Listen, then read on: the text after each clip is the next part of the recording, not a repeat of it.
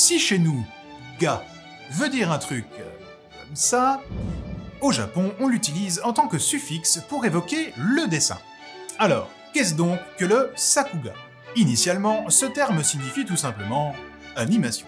Sans trop entrer dans les détails, pour réaliser de l'animation, il faut des genga, des dessins clés, et des doga, des dessins dans les intervalles de ces poses clés. C'est la somme de ces processus qu'on appelle sakuga.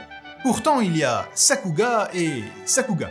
Oui, désormais on emploie le terme de sakuga dans les animés, pour parler d'une animation épique, plus détaillée, avec plus de dessins à la seconde, et top qualité.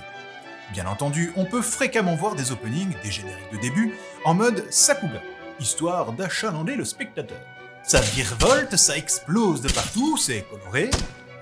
L'utilisation d'un trait plus épuré et la mobilisation à outrance des déformations sont elles aussi de mise. Bref, ça bouge bien. Certains studios d'animation ont d'ailleurs forgé leur réputation sur les sakuga. On peut même remarquer que l'analyse de ces phases est on ne peut plus enrichissante pour les animateurs en herbe, ou tout simplement pour les fans. Et si tu veux du concret, pourquoi ne pas jeter un œil au film d'animation Red Light? Tu m'en diras des nouvelles.